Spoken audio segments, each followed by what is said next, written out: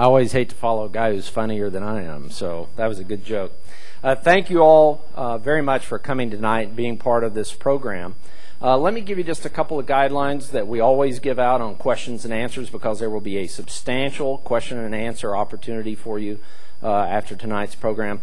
We have two guidelines. We ask that you raise your hand and wait for a cordless microphone to come to you. One of the students will bring it to you. And also, if you're capable and if you feel like standing up, and we like to get people to stand up because we put these on our web and do streaming video, and we like to be able to see the individuals asking the questions. So raise your hand, wait for a microphone, and stand up if you can. And then secondly, please ask a question. No speeches, no filibustering. We have implemented here at the Dole Institute almost 3 years ago our fellows program. Actually, it was 2 years ago. Each semester we have a Republican fellow and a Democratic fellow who lead a study group on a particular subject. One of the things that we get out of having the fellowships is an added value, because they bring guests to their study groups who then can appear here in the evening, who can address a variety of topics. Tonight I want to thank Scott Morris, who will be actually our moderator for tonight's event, who is our Republican fellow this semester. He is the Director of Long-Term Recovery for Florida for FEMA. And has gotten rave reviews from the newspapers, the Democratic leaders and Republican leaders alike in the state of Florida. And he is the one leading the study group, and he helped us get Mr. Michael Brown here tonight. And like I said, Scott will come out with Mr. Brown and will serve as our moderator. Many regard Michael Brown, rightly or wrongly, as the villain in the Hurricane Katrina disaster. Having spent 20 years in Washington, D.C., however, I know that there are things are rarely as black and white as they may seem. There's always another side to the story. All we ask of you tonight is to listen, ask tough questions if you wish, and decide for yourself. For those of you who are new to the Dole Institute, civility is the order of the day. Please remember that in the way that you greet and treat our speaker tonight. Michael Brown was nominated by President Bush to a number of Homeland Security positions and twice confirmed by the Senate. He served as General Counsel and Deputy Director of FEMA before being appointed Director. In their important book on the Katrina disaster, Chris Cooper and Bobby Block, by the way, Chris Cooper was here 3 weeks ago. I hope some of you caught that program. They describe how Michael Brown actually fought a number of the problems that later contributed to this disaster. He chose to fight them internally. Whether to fight on the inside or become a whistleblower is always a difficult dilemma for a public servant and a very tough judgment call. Mr. Brown oversaw and managed more than 13,000 full and part-time employees and a $12 million budget of the Federal Emergency Management Agency, and during his tenure he led FEMA through one of its most active periods in its 26-year history. Ladies and gentlemen, please welcome to the Dole Institute, Mr. Michael Brown.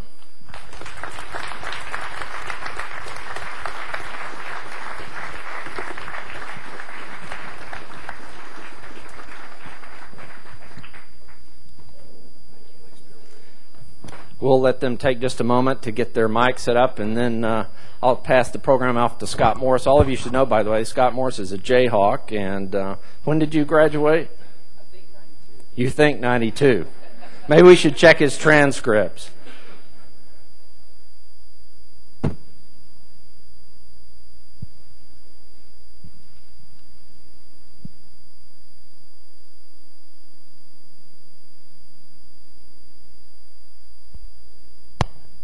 On?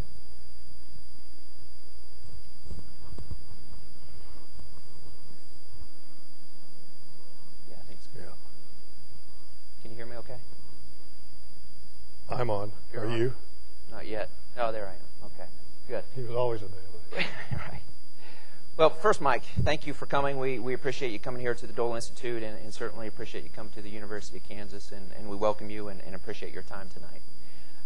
This evening, what I'd like to do is really, with the backdrop being Katrina, I'd really like for us to really discuss three main topics that I think are very important for everyone to hear and to understand as some takeaways tonight.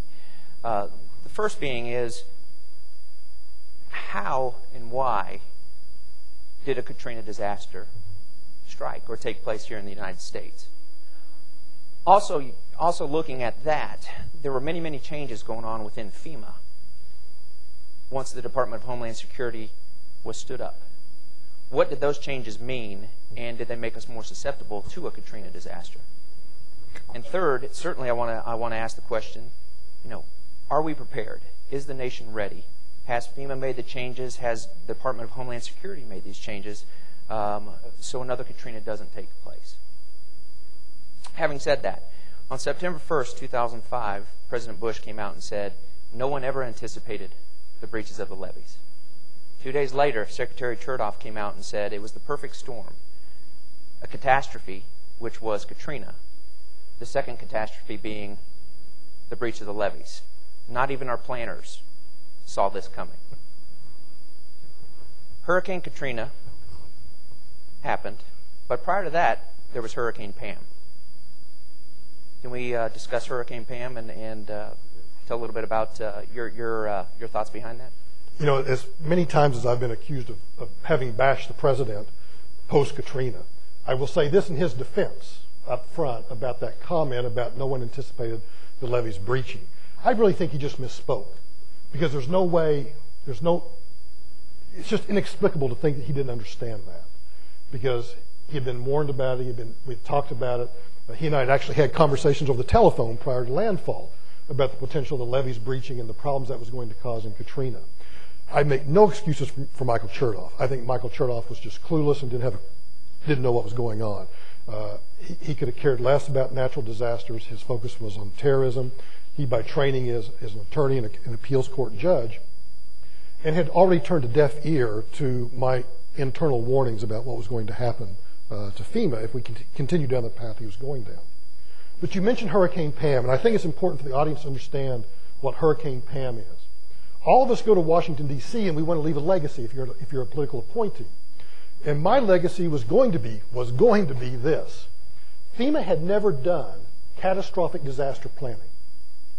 And so I wanted to put FEMA on a path where catastrophic disaster planning became a touchstone, a cornerstone of what its mission was, to prepare states for a catastrophic event where hundreds of thousands of people would be left homeless, where all the critical infrastructure would be destroyed, where you would have no communications, no transportation, the inability to get goods and services to people.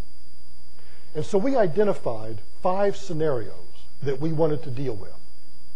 The first one was a Category 3, 4, or 5 hurricane hitting New Orleans. Why is that important? Because anybody who's ever been involved in emergency management knows that New Orleans sits below sea level, that the levees probably cannot withstand even a Category 2 hurricane, and that they're susceptible to flooding all the time, even without hurricane. So that was the number one scenario we wanted to plan for. And just to inform the audience, Scott, the others were the big one hitting California, which we've all heard about, if something happens to the San Andreas Fault. The third one was the New Madrid Fault. Many of you may not have even heard of that, but a fault like the San Andreas Fault, which runs through the eastern United States, could take out cities like Louisville and Cleveland and Columbus as badly as the big one would in California. The fourth scenario was a Category 5 hurricane. Imagine this. A Hurricane Katrina, instead of going into the Gulf of Mexico, instead goes up the East Coast and goes through Midtown Manhattan or Boston. And the fifth scenario we wanted to plan for was a tsunami off the Oregon and Washington coast. Scientists and geologists will tell us that we're near the end of a 3,000-year period where those plates may shift and there's the likelihood of a tsunami off those coasts. So those were the 5 scenarios that we wanted to plan for. Never been done before. Congress, or the administration, first gave me money. I'd asked for $80 million to do all 5 of those plans. That money was then taken away, and we were left with just the first tabletop exercise for the hurricane striking New Orleans, called Hurricane Pam. That report came out in July of 2005, 6 weeks before Hurricane Katrina struck New Orleans. And in that report, it identified all of the problems that, one, we knew we were going to have, and all the things that need to be done to fix it. And it was clearly going to take us at least 2 years because of the way the budgets work in Washington, the need to change the policies and the regulations and how you have to go through and change those things in statutes. It would take us at least 2 years to even start down the path of doing the planning and the changes that Hurricane Pam showed us. And to show you how out of touch Washington, D.C. is with the potential for catastrophic disasters hitting this country. During my Senate hearings post-Katrina, I was asked by a United States Senator from Maine, and she asked me this question. She said, Mr. Brown, you got the Hurricane Pam report in mid-July of 2005. Why didn't you make those changes before Hurricane Katrina struck? I wanted to choke her. She's a United States Senator.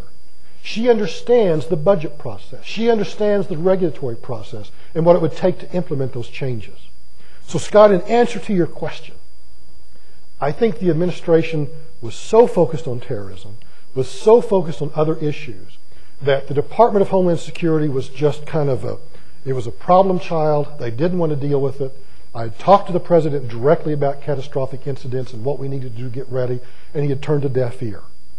And one of my big mistakes, I've admitted to many mistakes, but one of my big mistakes was once he turned that deaf ear, I should have left the administration and gone public.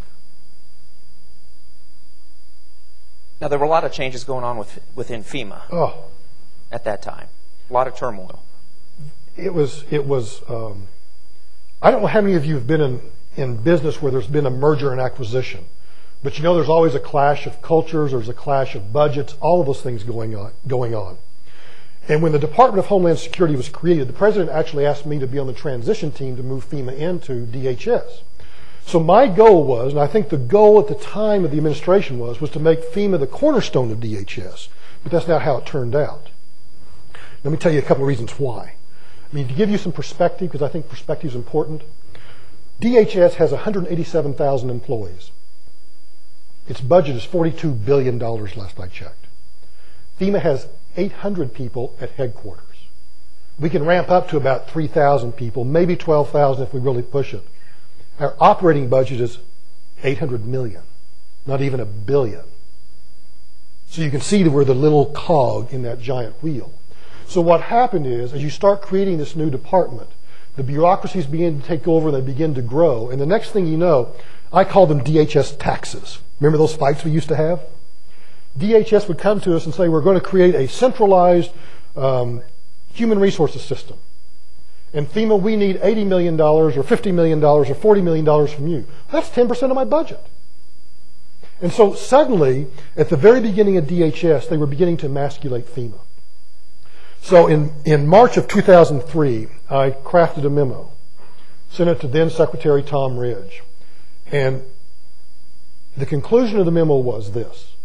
If you continue down this path of taxing FEMA, taking away its programs, and doing other things we need to talk about, preparedness, all those issues. But if you continue to do those things, this President Bush will face the same thing that President Bush 41 faced in Hurricane Andrew, and that is a FEMA that will fail and not be able to perform its job. And Secretary Ridge turned a deaf ear to my protests about what was happening. I reiterated those protests to Chertoff when he became secretary, and again turned a deaf ear. But I think it's important for the audience to understand what those changes were and the impacts they have. You know, if you're a football coach, Little League, NFL, doesn't make any difference. What do? You practice over and over and over with your defense, with your offense. You play with that team that you have because that's the team that's going to go out on the field and face the opponent. And that's why in emergency management you have these 4 cycles of preparing for a disaster, responding to disaster, recovering, and then mitigating from a disaster. And preparedness is the inherent, integral part of being a success when it comes time to respond.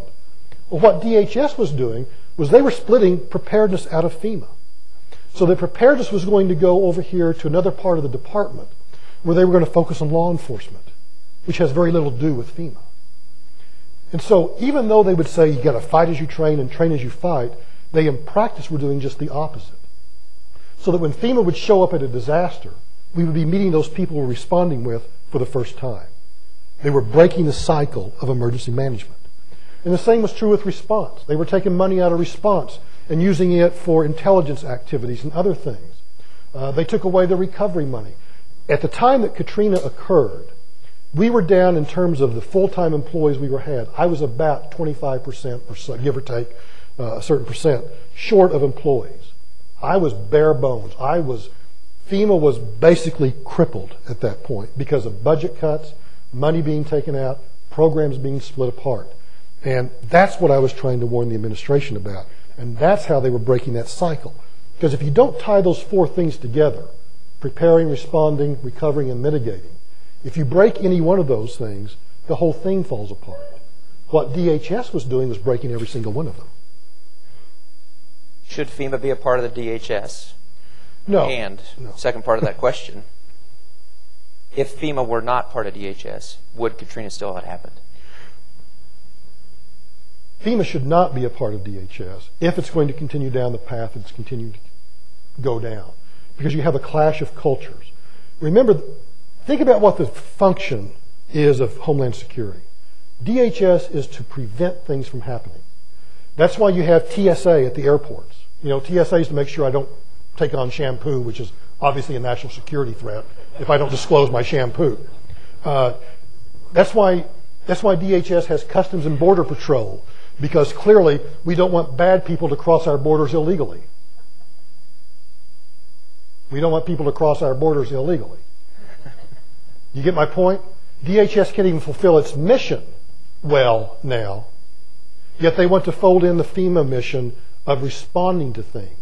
You see, we're the cleanup guys, so that if somebody bad gets through, like happened on September 11th, FEMA responds, and we come in and we help state and local governments. It's exactly what we did on September 11th. It's exactly what we did on 160 other disasters that I oversaw prior to Katrina.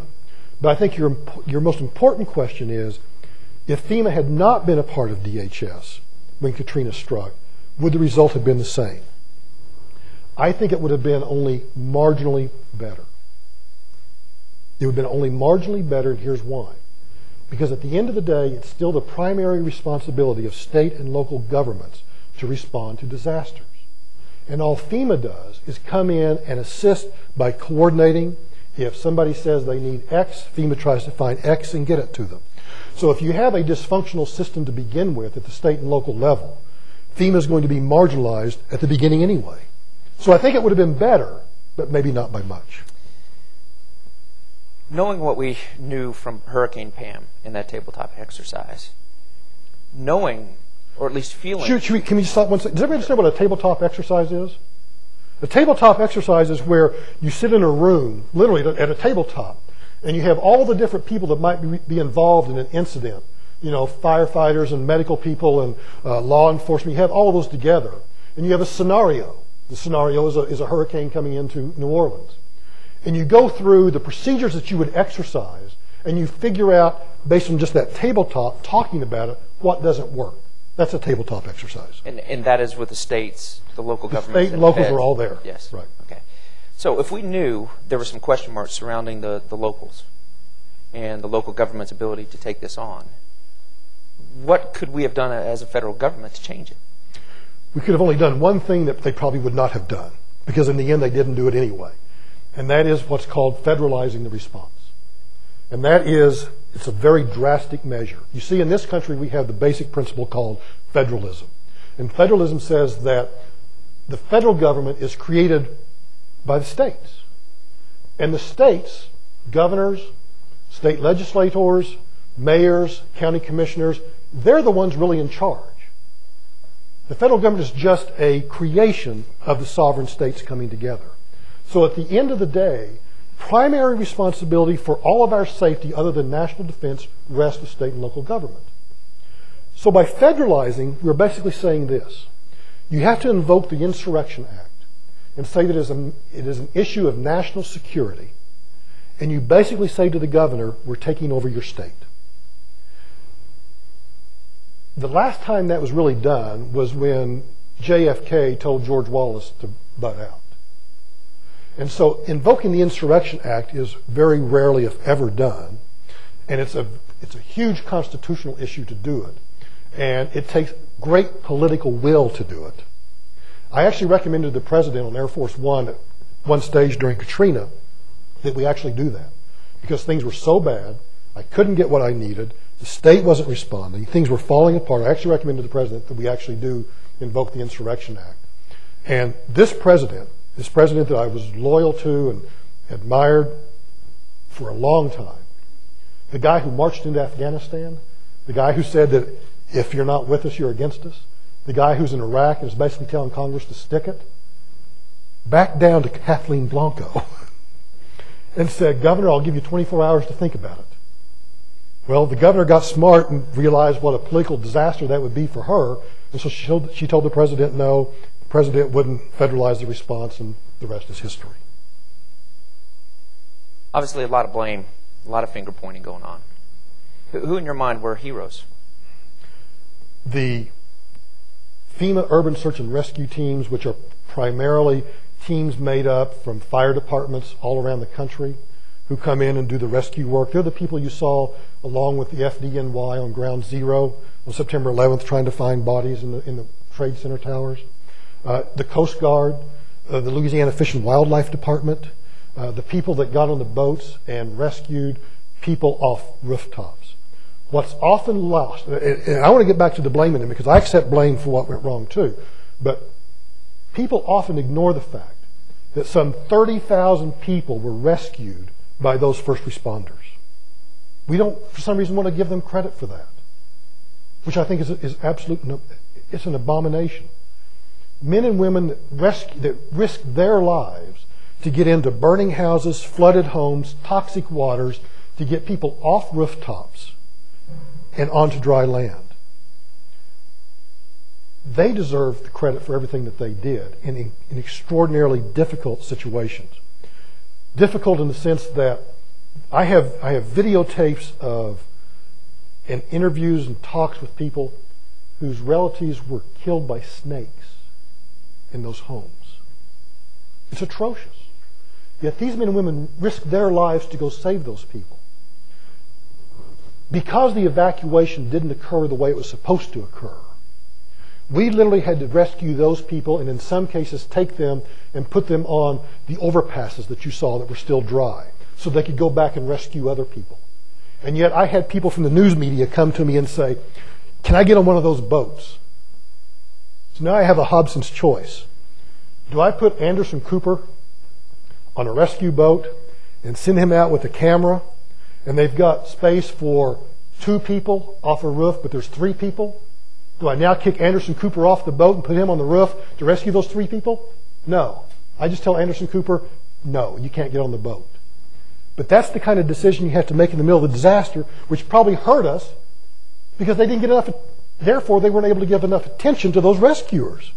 But I couldn't take the risk of an Anderson Cooper taking up space for a person that needed to be rescued. And I think that was probably the right decision. Well, not if you ask the media, because, I mean, according to the media, I didn't do anything right. So, well, we at least narrowed it down. You did one thing right there, and you kicked Anderson Cooper off the boat. Right. So that's good. Anderson, if you're watching this, I still think you're a good guy. Any groups receive a pass that you think that should have, did any of the groups, any of the agencies, any folks, any people receive a true pass that perhaps should have been receiving a little bit more blame, should have been called out more by the media, should have been brought up front and pointed to this decision was happened, therefore this happened? Are there folks out there that received a pass? FEMA has a general recommendation when we're doing planning and training and exercises that if you're going to evacuate a major metropolitan area, whether it be Kansas City or Wichita or New Orleans, that you do it in as far advance timeline as possible, at least 72 hours prior to the incident, in order to get the most people out. The fact that I had to call the President of the United States in Crawford and ask the President to call a guy named Ray Nagin and a governor named Kathleen Blanco and ask the President to use his bully pulpit to convince them to do a mandatory evacuation, I think shows who really got a pass that shouldn't have. I will not forgive Mayor Nagin for not having used those buses and evacuated people out of New Orleans when he knew that there was one of the largest hurricanes we've seen in years bearing down on his city. I don't think anyone would have blamed him if he had said to every cop, firefighter, school teacher, nurse, whatever, I don't care if you have a driver's license or what, get a bus, drive through the 9th Ward, drive to the hospitals, drive to the nursing homes, and take out everybody who wants to go out. And then the hurricane decided instead to go to Houston. Nobody would have blamed him for that. Yet for whatever reason, he kept putting off the decision to the point that I was literally on CNN and MSNBC and ABC and all the cable outlets about 2 days before landfall saying something to this effect. I know the mayor hasn't ordered an evacuation, but I can tell you that if I lived in New Orleans, I'd be getting my butt out of there right now. And for the mayor to now come back and talk about what a great job they did because they were able to evacuate 80% or whatever figure he uses is, to me, unacceptable. Because we're not playing baseball here. We're not playing the averages. The fact, let's say that Mayor Nagin claims that he got 80% of the people out of New Orleans. That leaves 20%. That 20% translates into, I don't know, but let's just say it translates into 25,000 people. Those are 25,000 human beings that either could not or would not, chose not to, but primarily could not get out of New Orleans. Shame on you, Mayor. He should not have gotten a pass. Knowing what you know and knew at the time, what would you have done differently? At dinner tonight, we spoke about perhaps working within the system or outside of the system. What would you do differently? I have said repeatedly in public forums before, much like this one, that the first thing that I would have done is I would have crumpled up those White House talking points. See, if you haven't lived in Washington, D.C., which everybody should do at one time in their life, whenever you see politicians and people on television talking about things, they're speaking from talking points. And the purpose of the talking points is to keep you on message. You don't want to get off message and say something you might regret later. My problem is I regret what I didn't say. I actually went back, Scott, and pulled those talking points out. And let me tell you what those talking points say. FEMA is moving more food, water, medicine, and rescuers than we've ever moved in any other operation in the history of FEMA. True. FEMA has moved more cots, blankets, personal toiletries, water, ice than we've ever moved in any other disaster. True. What's wrong with those statements? In context, they're meaningless. Because the truth of the matter is, factually, we were doing that, but it still wasn't enough. And it still wasn't getting where it needed to go. So I should have done two things. I should have spoken the truth about that yes, we're doing all these things, but it's still not enough. And then I regret having stood there, like you, just watch the next disaster. I promise you will see this. I hope it's true, though. They will stand there and the politicians will have their arms around each other and they'll talk about, we're working as a team, everything's going well, we're working night and day to help you, things are great.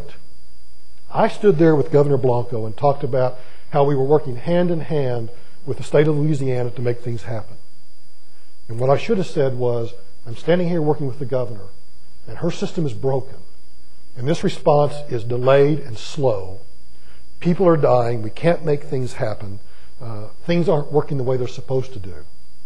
And I think that had we spoken the truth about that, it would have given the American public a better perspective of what was going on. Instead, they see this absolute, out of context, disjointed speech about what's happening, and what they're seeing doesn't match up with what they're hearing. Huge mistake. And at that point, the only change that could have been made was federalizing the response. I think federalizing the response, and I also think this. I really believe that had I said those things, I probably would have been fired anyway, right? Hey, better to get fired early in the game than late in the game. But it would have said to the administration, to Governor Blanco and her team, to General Honore, who was still trying to get the 82nd Airborne, it would have said to all of those people, my God, Brown's telling the truth. We've got to ratchet it up even more. You weren't there because you were down in Florida, but if you watch the AP, the videotapes that the Associated Press released about me briefing the president and the entire team, you hear me saying things like, I expect this team to push as many supplies as far forward as possible, jam up the supply lines. I question why the mayor, not us, why the mayor is using the Superdome as a shelter, because I'm questioning whether the Superdome can withstand a Category 3 hurricane, let alone a Category 5 based on these engineering reports that I've seen. I'm saying all of these things and pushing and pushing and pushing, and the president's not responding at all. And I think had I gone public with that early in the game, it would have sent shockwaves to the system. And it would have scared the you-know-what out of everybody. And I think maybe they would have tried even harder to make it work. One of the problems we had is all those supplies I'm telling you about that we had moving into New Orleans, those are all private contractors. They're people that own 18-wheelers that we contract out to move stuff in. They have truckloads of MREs, meals ready to eat, or medical supplies, and they're heading down the interstate into New Orleans, and they're listening to their radios and their CBs and everything, and guess what they hear? They hear that there's shootings, there are riots, that there's civil disobedience going on. What do? They do what probably any of us would do. They pulled over and they stopped because they weren't going to risk their lives. Because they're not military, they're not rescuers. They're driving trucks under a contract. They pulled over and stopped. No wonder things weren't getting in there. We didn't have truth on the ground about what was happening in terms of snipers and things like that. If you watch some of the early clips of what was going on, there are reports of rapes and murders and snipers shooting at National Guardsmen. I mean, it's like mayhem. Yes, there was some mayhem. It wasn't that bad. It all goes back to communications, and we didn't do a good job of communicating. Have we improved the communications lines, and are we prepared? Is this nation prepared for perhaps another Katrina or another one of these big disasters that you talked about off the top? Well, let me answer it this way. You know those 5 disasters I told you about I wanted to do catastrophic planning for? Still not done. Still not done. There was an exercise done shortly following Katrina, another tabletop exercise, where they went down and they were trying to use the new incident command system that they've put in place and everything else. It fell apart. They gave up after a day. We still don't get it in this country about what we need to do to respond to these kind of catastrophic disasters.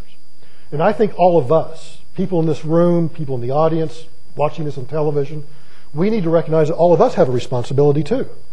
That I've seen it in poor neighborhoods, rich neighborhoods, Republican neighborhoods, Democratic neighborhoods, ethnic neighborhoods, whatever. I've seen it all across all demographic lines of people who are not prepared and don't know what to do when disaster strikes in their community.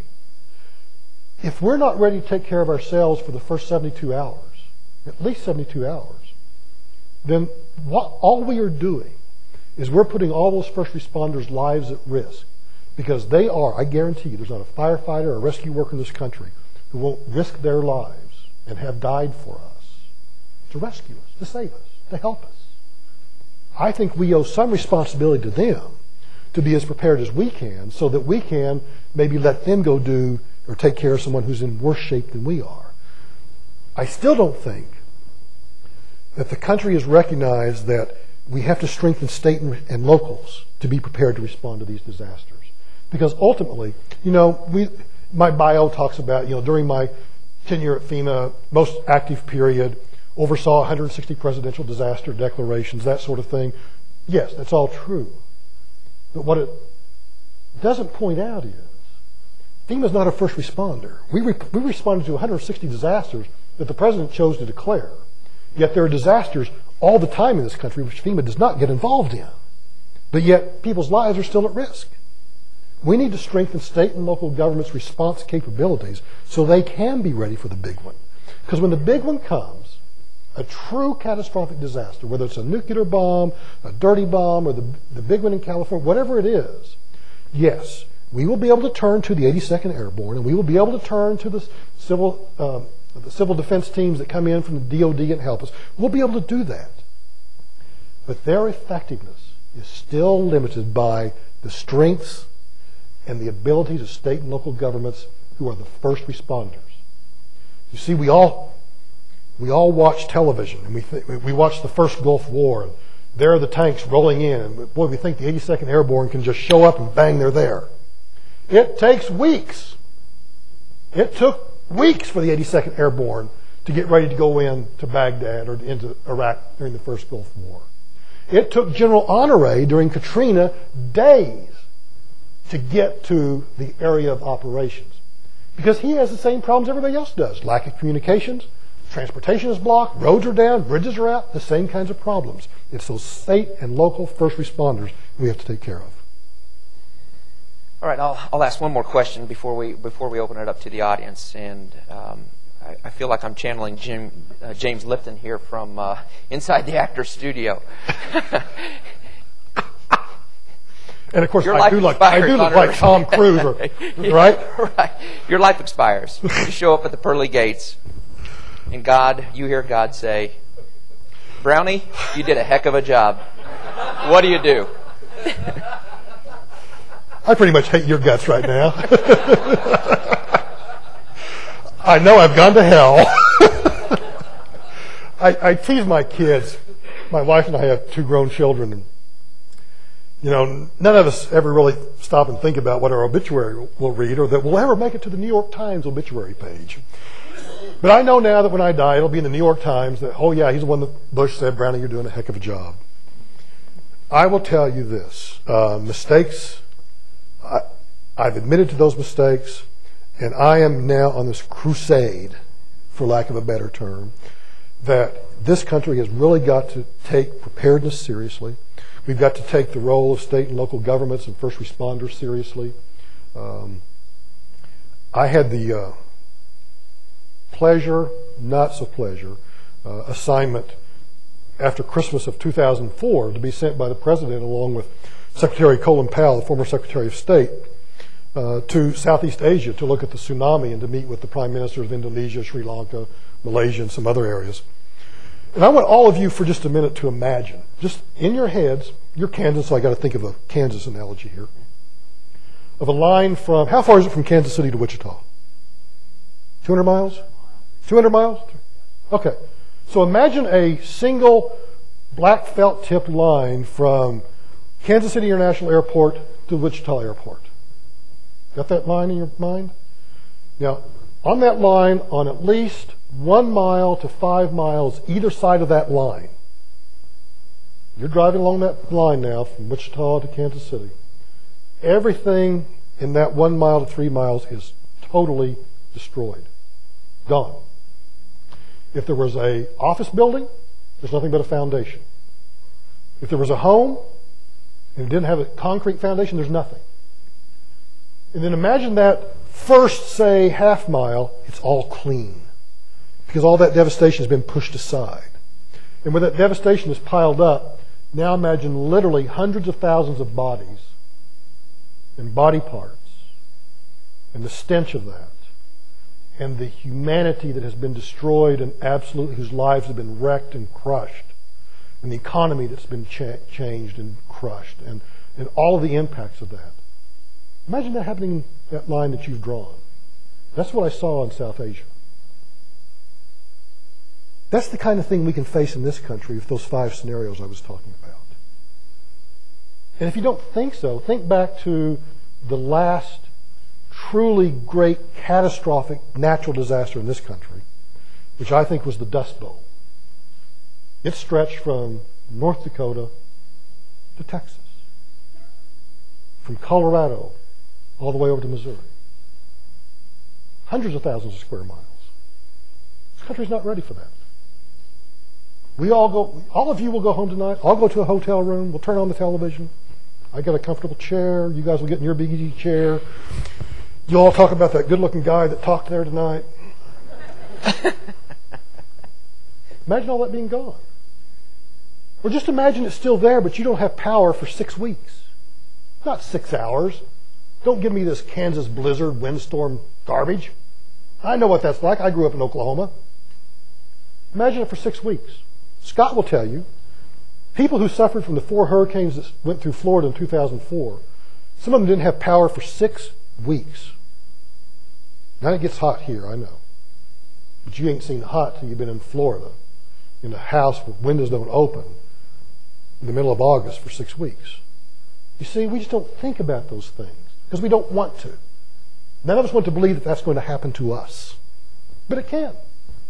And so all I'm asking you is just to think about those people, the journeyman linemen who will try to get the power back up, and the firefighters, and the ambulance workers, and the healthcare workers, the public works officials, all of those people who will try to come and help you. I'm just asking you to make their jobs a little easier by individually getting prepared at this level. Thanks, Mike. Scott, you're doing a heck of a job. Well, I appreciate that. That means he's getting fired tomorrow.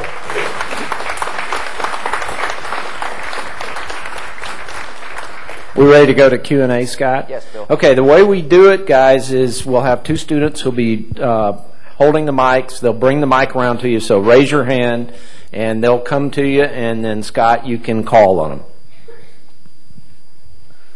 Let's, if we can, let's go right here in this second row. Could you stand up? Given your belief that FEMA would be better off not being a part of the Department of Homeland Security, what will it take to get that to happen? Will it take a Democratic presidency, a Democratic Congress, or something else?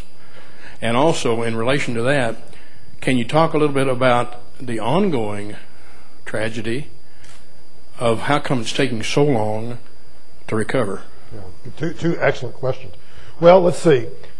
I don't know if it'll take a Democratic Congress because you have that and they haven't done it. I think it is this reluctance in D.C. to admit mistakes. And nobody wants to own up to the fact that moving it in and creating the department was a mistake. So if it takes years to make even policy changes, think of what it would do to take to undo putting FEMA in there. Maybe a combination of a Democratic president and a Democratic Congress will do it, but I'm too cynical nowadays.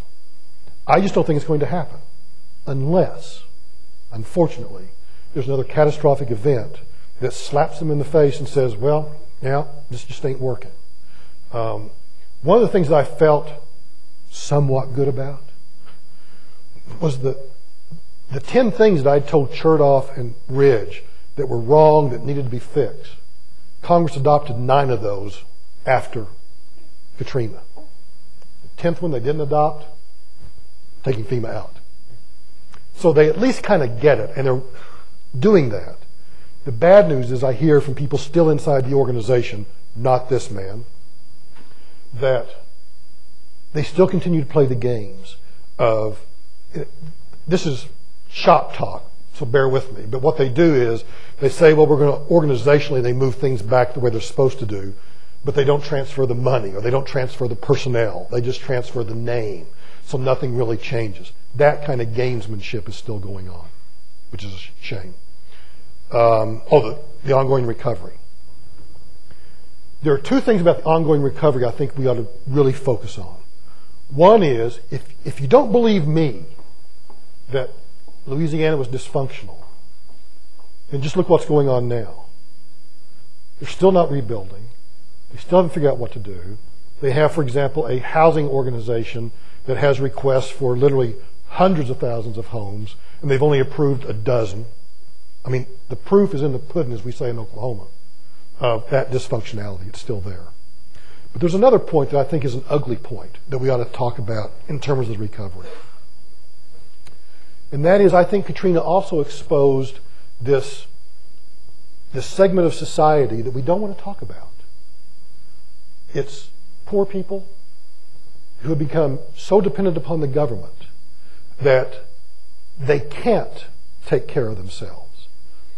There are people who could not evacuate out of New Orleans because they didn't know how, or they didn't have the means to do it, or they were so worried, they were so enclosed by their living conditions that they were scared to get out of their neighborhood because of crime or other reasons. Or they were worried that if they left, that Social Security check that was supposed to be there 3 days later wouldn't be there. And so they were frozen in time and unable to move. And we don't want to talk about that. Nobody wants to talk about the fact that it was those people, and it was people in nursing homes and people in hospitals that couldn't evacuate. Now, yes, there are people that wouldn't evacuate. Some that were smart, some that were dumb. I'll never forget guys I would see that wouldn't evacuate out of some of the hurricanes, and yet somebody had to go rescue them out of, I remember one deputy sheriff. He should have known better. Wanted to stay in his substation. He stayed there. Rescuers had to go in and save his life. So, for whatever reason, people won't or can't evacuate. But Katrina exposed that segment of our society that we want to ignore and don't want to believe is there. And I think we ought to think about it.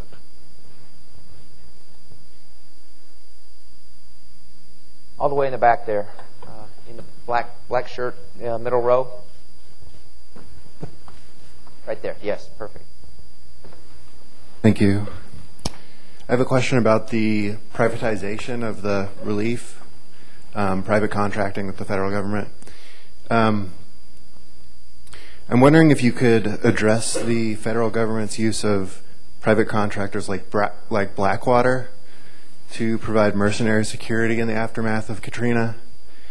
Two, if the desire to use and maybe test those contractors' ability to provide security may have played a role in the president's refusal to use the Insurrection Act. And three, if we can expect to see, as we're seeing with the privatization of war in Iraq, the privatization of disaster relief. Well, I think you're already there in terms of privatization of disaster relief, because at least at the federal level, I mean, I just told you that what we do is, I did this in the study group. How many fire trucks do you think FEMA owns? None. I mean, truly we own 5, but they're for internal use at some location. You know, we don't own fire trucks. We don't own helicopters. Despite what the conspiracy theorists say, we don't own Black Hawk helicopters. We don't own ambulances. We're not first responders. So whenever FEMA comes in to assist state government, we turn to contractors. We turn to people to move in ice, to move in water and MREs and everything else. What I'm not certain that we want to do is go to the extreme where we have full-time employees with 18-wheelers sitting around just waiting for something to happen. It's a horrendous expense. When we can rely upon FedEx and Costco's and Walmart's and Safeways and Publix and all of these kinds of private enterprises to provide the kinds of goods that we need. We just have to get better, and I will give FEMA credit for this. We have to get better at being able to track where those supplies are and whether they're moving fast enough, and find ways of incentives, either monetary incentives or whatever, to make them keep moving. Absolutely. But we're already there in terms of privatization. You mentioned Blackwater. Blackwater is one of those things I have yet to figure out what the hell they were doing in New Orleans. It was only, for those of you who don't know, Blackwater is this international private security firm. It's privately held, so it's not a public company, that provides, I mean, who knows? But, you know, stories abound from they provide mercenaries all the way to private security guards to do all sorts of stuff. During Katrina, to show you how convoluted communications were, we would receive reports that, well, you've got some National Guard troops over here guarding some refinery. No, we don't. We haven't seen anybody. Well, you've got some special ops people in the convention center. No, we don't. I talked to General Honoré and we haven't seen anybody. I'm only beginning to learn, as much as the American public is, the extent to which Blackwater was operating in New Orleans during that time period. And I don't know the answer to that question yet.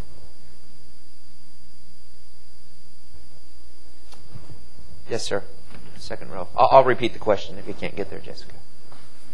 Well, repeatedly that we don't prepare ourselves. I think most people don't have a clue. An example might be what I heard from one health stock, food stuff, water. Most of us don't realize we've got a 40-gallon tank of water in our basement. Great question. The question was, what should we do as individuals to prepare ourselves? It's a great question. And I think preparing ourselves, if any of you in this room are private employers, I think this makes good business sense too, because you don't know how many disasters I've been to where businessmen and women are sitting there and they're going, well, I thought my employees would come back to work today. No, they're taking care of their families first. The business comes second. So the more you can make the employees prepared, the better it is for your business. They'll show up quicker and be more helpful to you. But here's what I think you have to have. You have to have either in your workplace, you have to have in your workplace, in your home, and in whatever transportation you use, you have to have go kits. You've got to have the kind of things that you can operate without plugging it into the wall.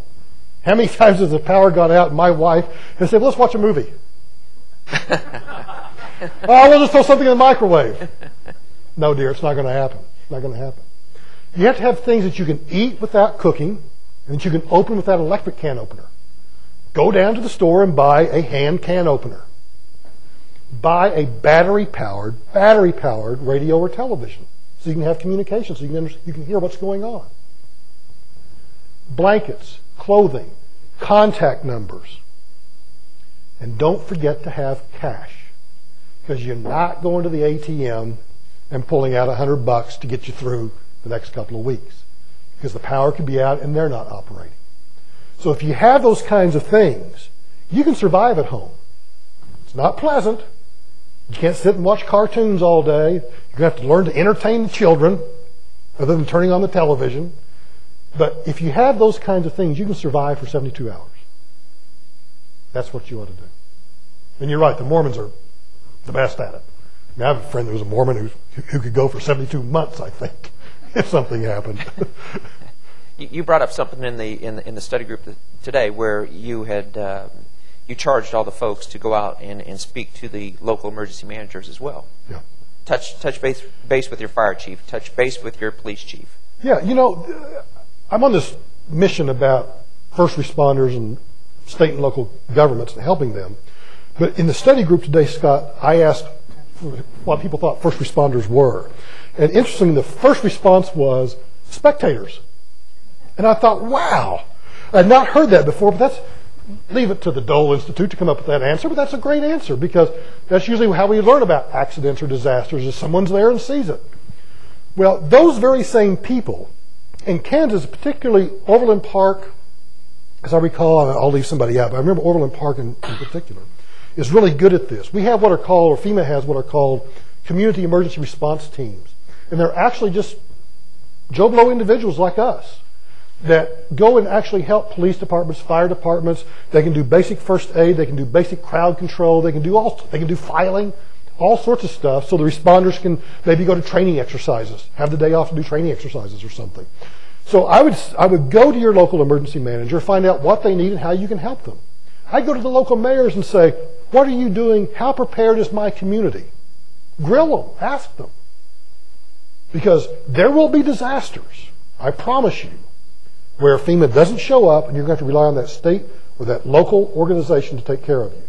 And I would encourage and admonish this group, because you're here for some reason, either you're really bored or you're here because this is an interesting issue for you. I would go to those people and find out the truth. What's going on in Kansas? How prepared are we? Do we have mutual aid agreements with Missouri and Oklahoma and the other state, Nebraska? Do we have those kinds of mutual aid agreements? Are we getting the kind of money that we need out of the state legislature to make sure the firefighters have what they need and the emergency managers have what they need? Become active. Someday you're going to need them. Might as well learn about them now. Besides, it's always good to tweak mayors and stuff anyway. Yes, all the way in the back there. Yeah, hi. I'm from New Orleans and did hazards research there for 2002 to 2004. And I agree that the poverty issue has been neglected and needs to be discussed.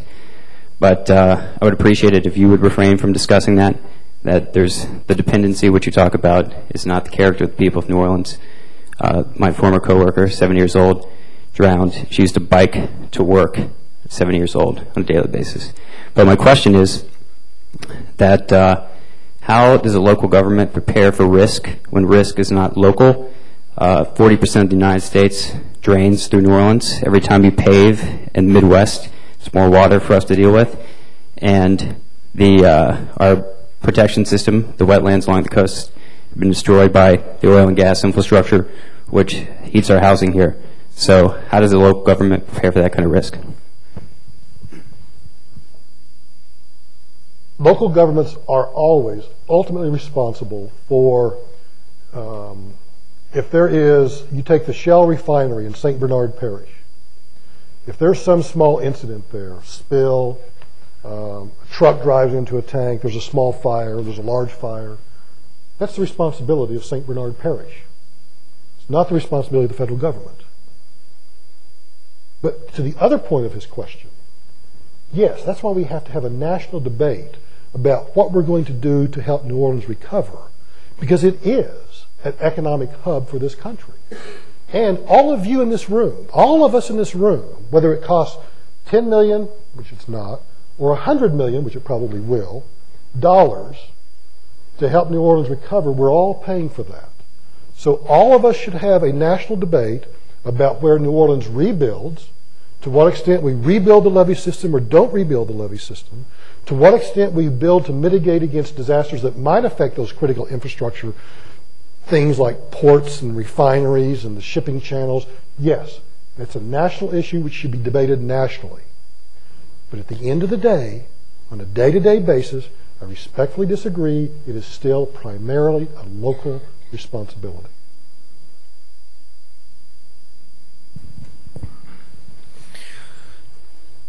I heard on the news today that there's supposed to be a strong hurricane season coming up. What, if anything, has been done by the Corps of Engineers to modify or the levee system or to prepare for these anticipated storms? All I know is what I read in the papers, so take it for whatever that's worth. The Corps, I think, recently admitted that they did not rebuild the levees back initially as to whatever degree they were supposed to. I don't know. I don't have any firsthand or insider knowledge at this point about what the Corps is doing. I know there have been congressional hearings about it. It does not seem to get much play in the media.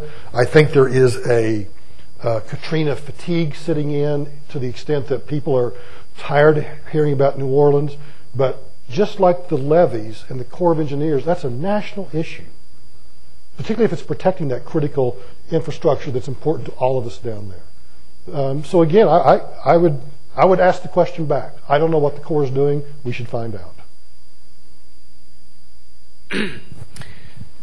Given your experience as the director of FEMA, do you think that the country would be better served by having a non-political person in charge of FEMA? No, and I'll tell you why. FEMA, at the end of the day, is like any other government agency. It is comprised mainly, 99%, by career civil servants, 95% of which are wanting to do the right thing and follow the strategies and the policies that administration brings to an organization. But because it is, at the end of the day, 99% public servants, civil servants, they have to answer to political appointees who answer to the administration and who answer to Congress. And so I think this hullabaloo about whether it should be, someone's a career appointment or whatever, I think is just trying to avoid the whole issue of dealing with the systemic problems that exist within FEMA and trying to make it a political issue instead. Sir, you've raised your hand a number of times right here in the white shirt.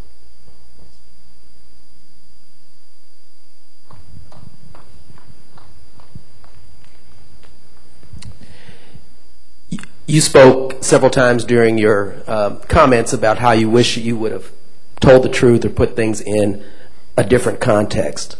What stopped you? Why didn't you?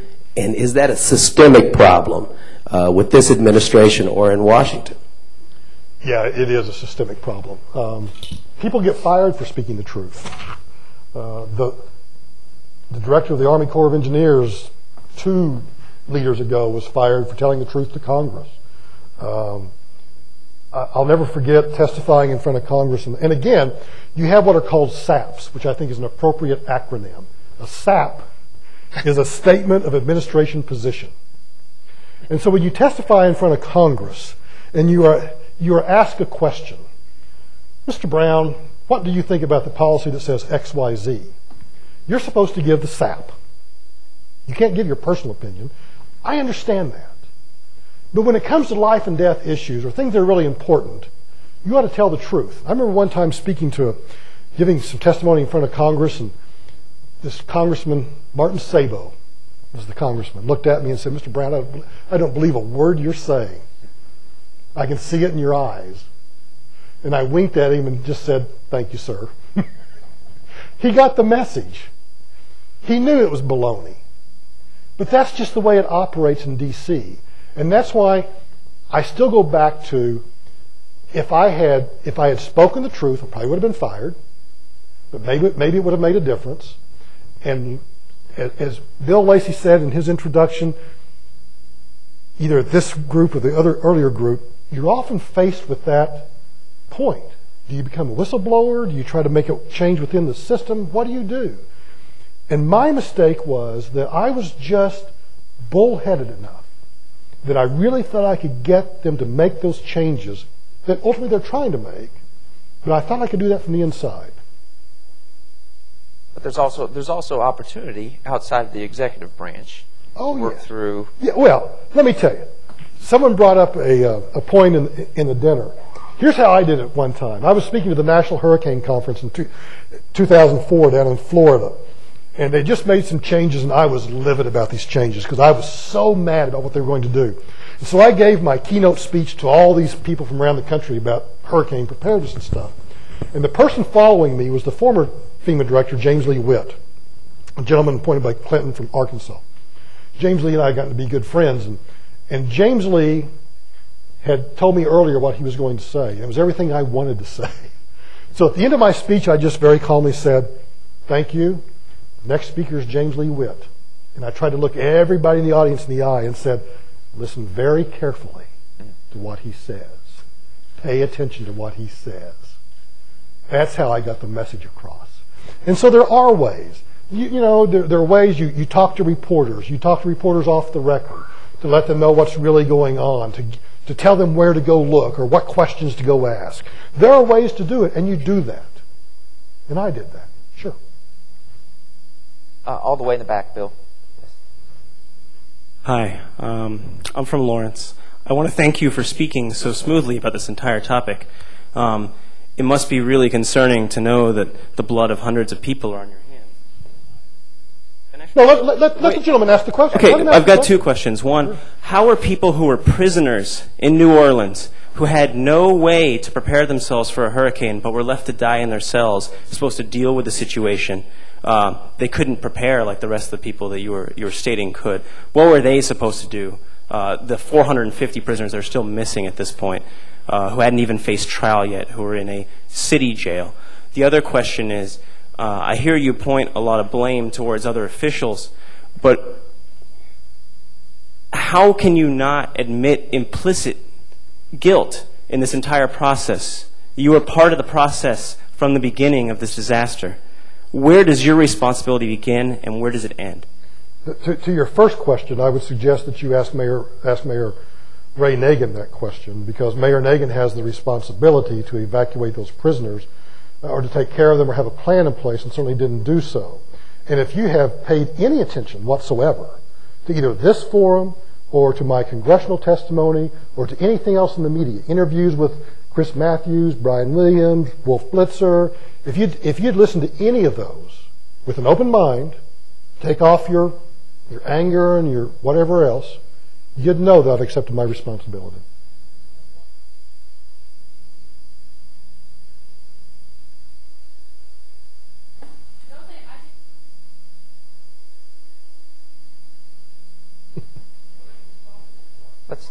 Next question? Let's go on to the next question. Yes. Given future disasters, what role would the National Guards and the reserves play? And due to the fact that we're in a war now, what condition are they in, and what do we have to look forward to? That's a tough question to answer, because if that question had been asked of me 2, 3, 4 years ago, even at the beginning of this current war, I would have said that the National Guard divisions throughout the country are available, ready, willing, and have the capacity to respond and to assist. I've read reports in the last, say, 12 months that indicate many of these units, their supplies are gone, their equipment is either left over there or it's depreciated so badly that it can't be utilized. And so I would have to rethink that answer today and say that I really don't know if, first of all, the guards themselves are going to do whatever it takes with whatever they have. They're going to make it work. But I do think at this point they probably are stretched thin. They're stretched thin physically, they're stretched thin mentally, and I think in terms of their logistical supplies, they're stretched thin also. Yes, sir. I have been involved in response to the Florida hurricanes and the Gulf hurricanes in Mississippi and Louisiana, and a lot of what I hear you say rings true with me. I have friends that worked the World Trade Center on through the you have friends in New Orleans that know the mayor and all that stuff. But I really appreciate what you're saying tonight. And I wondered what I see when I got people down there within a couple of days after the event, to start working. But it was really difficult to communicate. A lot of the major contractors, like, you know the names. Well, just say them. I mean, some folks want to hear those names because it'll get the blood pressure back up. Well, I'm not saying it to say I'm not saying Right. it because they're human beings, you know, Right. and it's a difficult situation. I'm not trying to cast blame. What I was going to ask is, how do we get communication between all these agencies? Because I mean, one of the beauties of America is we don't have the centralized control, and so we have freedom, but you know, we don't want that centralized control because it takes away our freedom. But then when a disaster strikes, you know, we really need that kind of communication that we don't practice. How would you, you know, how in our culture, with all these players, the local government, the state government, the Corps of Engineers, FEMA, the National Guard, KBR, SHA, you know, how do we get all those people communicating efficiently and quickly in a situation where it takes, you know, we're wanting responses in hours and not days? Right. Those 4 cycles of emergency management: preparedness, response, recovery, mitigation. Again, that first one, preparedness. Preparedness is the following. It's training. It's exercising. It's training. It's exercising. You have to exercise and train with those you're going to bring to the fight. And so, for whatever reason, we have this anathema, this hesitation to bring the KBRs and the Halliburtons and the Costcos and the Walmarts and all those bad names. We hesitate to bring them to the table, when at the end of the day, those are the ones we're going to turn to help us. So let's get over that garbage. I don't frankly care what Walmart's health policy is or what their wage policy is. If I need them to get supplies from point A to point B in the middle of a disaster, I want them to do that. So I want them at the table when we do those exercises. I want them a part of that team. I think we've made a mistake, too, in the Department of Homeland Security. If we're really going to consolidate these programs, then let's consolidate them. What we're doing is we're playing a chessboard game here. When we created the department, the idea was we're going to bring all these different agencies' response teams, whether they're from Health and Human Services or Ag or EPA or wherever it is, we're going to bring them all under one umbrella. Well, one, we didn't do that. And then two, some of them we brought in, Congress and this administration, its wisdom, has moved them back out again. You can't have any sort of continuity or consistent program if you keep rearranging the decks on the deck chairs on the Titanic. And we've got to stop doing that. Just pull FEMA out, put the programs in there, and let it settle. We have a question right here. Prior to, and I'll criticize James Lee a little bit for this, prior to the Clinton administration, through Carter, and all the way through Reagan and even Bush 41 to a certain extent, but particularly Carter and Reagan, there was what was called the Catastrophic Disaster Response Group, the CDRG. And every federal agency knew that that CDRG, which was headed by the director of FEMA, was God when it came to a disaster. And they would call that CDRG group together, and every cabinet secretary who sent a representative sent that representative knowing that they could speak for that cabinet secretary, and whatever the FEMA director wanted, they got. We need to go back to those days of doing it that way.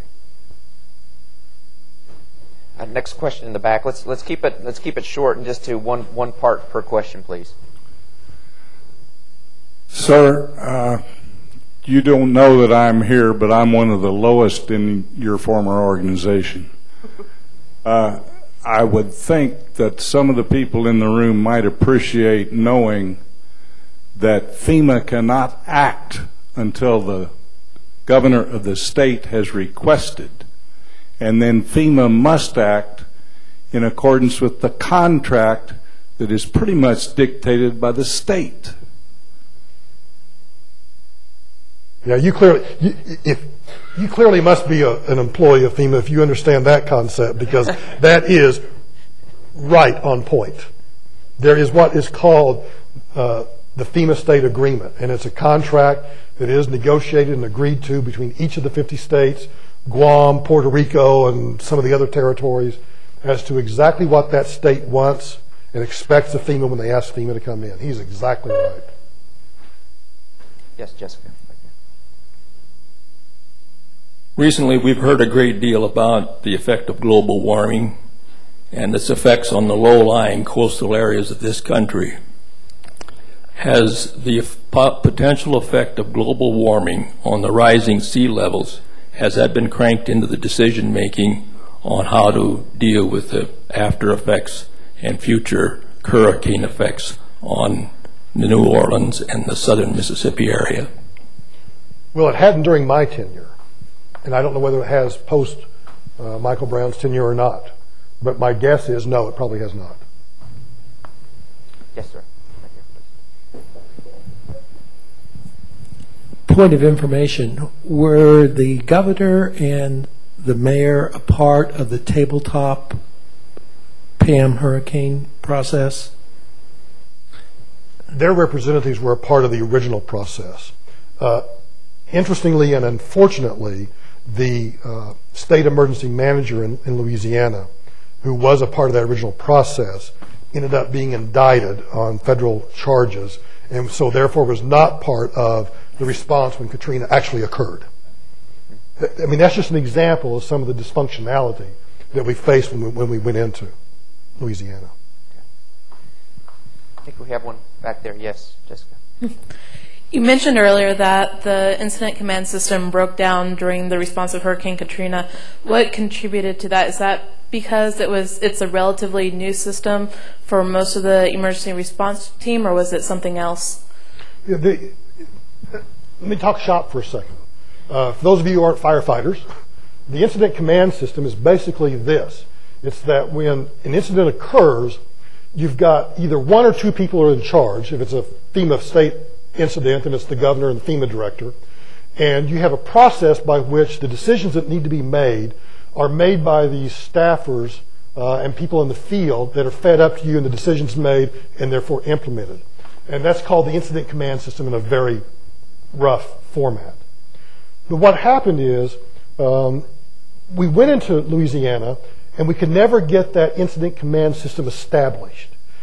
I think it was for several reasons. One is because Louisiana was just dysfunctional. They'd lost their emergency manager. They hadn't practiced.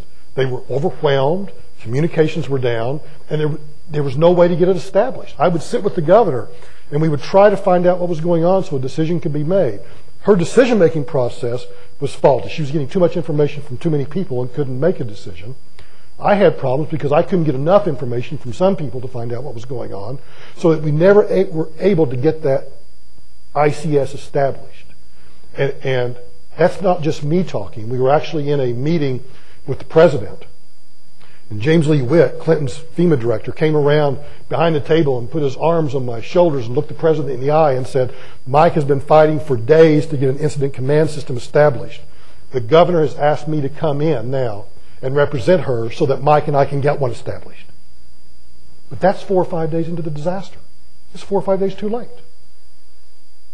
But it's just another example of how difficult it was to make the systems work.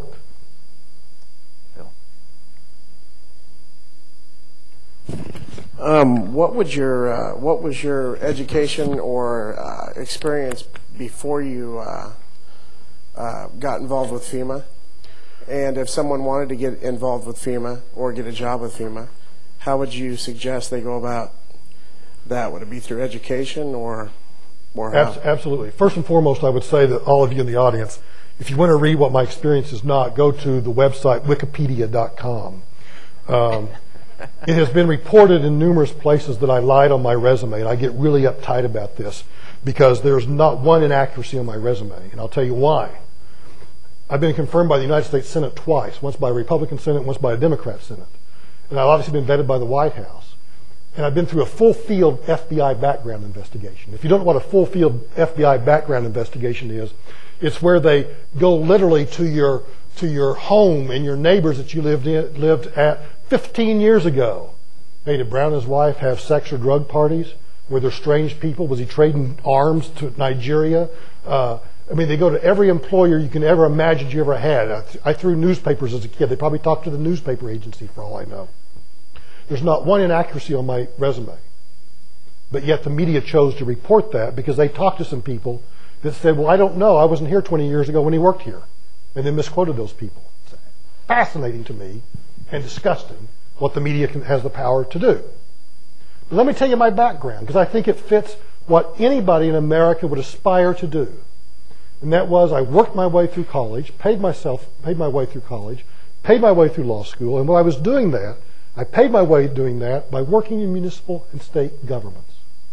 And part of my responsibility was creating emergency plans for a place called Edmond, Oklahoma, and building their first emergency operations center. And after I graduated from law school, I represented highway patrolmen and firefighters and police unions and firefighter unions. For a conservative Republican, I was pretty much on the other side of the aisle when it came to labor negotiations. What people forget is, some people think that one day I was flipping hamburgers at McDonald's and the next day I show up as the director of FEMA. And how can that be? Oh, it's because he was a crony of the president. No, the president asked me to come to FEMA as the general counsel. And that's what I was doing when the president was inaugurated in 2001. And after the attacks of September 11th, the president asked me to become the deputy director. After those attacks, and they decided to create the department, he asked me to serve on the transition team to help create the department. And then, after the department was stood up, the president asked me to become the Undersecretary of Homeland Security. And I'm the only individual to have been in a legacy agency, served on the transition team, and then became an undersecretary in that same organization. The only person to have done that. I liken it to going to work in the mailroom, and someday you wake up and you're the CEO of the company. I thought we lauded that in this country. Yet some people who just want to find fault with this administration say that it was based on cronyism. No, it wasn't. I worked my way and proved my way up. I conducted 160 presidentially declared disasters, including the 4 hurricanes that struck Florida in 2004. I would say to my friends on the left, or my friends in the Democratic Party, you know, if I hadn't done such a good job in Florida in 2004, you wouldn't have Bush to gripe at today. I would encourage anyone who's here tonight who is considering a career in public service to not look at me and be scared because of what happened to me and not go into public service or government service. To me, it was an honor, even though I disagree a lot with this president and this administration, it was an honor to serve him. It was an honor to serve the country in this manner. And I think that my education and background led me to where I was. It's the American way to do it. And so, screw the media who wants to paint it a different way. Scott, let's take one last question, then cut it off. Is there someone? Okay, Jessica's got it. Mr. Brown, I was interested in what happened with the trailer episode. That really bothered me when there were so many people that needed homes and they're sitting there rotting. Could you go into that a little bit, please? That is unfortunately, such a classic example of the bureaucracy. No matter what FEMA does, it's going to be damned one way or the other. The whole idea was, okay, we're going to have hundreds of thousands of people homeless. Let's start buying up, and we did this in 2004 in Florida too. Let's start buying up every mobile home we can find. I mean, I literally, don't tell Congress this, I literally sent people out with government credit cards to trailer lots to buy trailer homes so I can start putting people in it. But then it gets bogged down, and it doesn't work because now you can't just put that trailer anyway. It has to meet local codes. Or you can't put that trailer there because the gas line's no longer there. It is amazing how, and I feel sorry for the people who work for FEMA. They bust their rear ends to try to do all of that stuff, and then they're hampered and they can't get it done. Now, I don't think FEMA trailers are the answer. I mean, I never liked FEMA trailers because they end up squalid and they become crime infested. They're just awful. So again, it's going to take a different mentality of how we respond and recover from disasters. We have to learn that it's okay to break the rules, that perhaps local ordinances have to go to the wayside if all we're trying to do is put people in housing. Perhaps we ought to figure out a way, I'm just saying this because I'm not sure I proposed this, that if the infrastructure is gone, FEMA's got, I mean, it's the federal government, we have unlimited money, right? But perhaps we could take some of that unlimited money we have and put the infrastructure in. But FEMA can't do that. Statutorily, we can't do that. So then you end up with acres and acres of FEMA trailers sitting there rotting because somebody was trying to do the right thing, but we stepped on our own toes. Our own government keeps us from doing what we think is the right thing to do sometimes. Okay, well, that's our program. Let's thank Scott and Michael Brown for Very interesting evening. Thank you, gentlemen.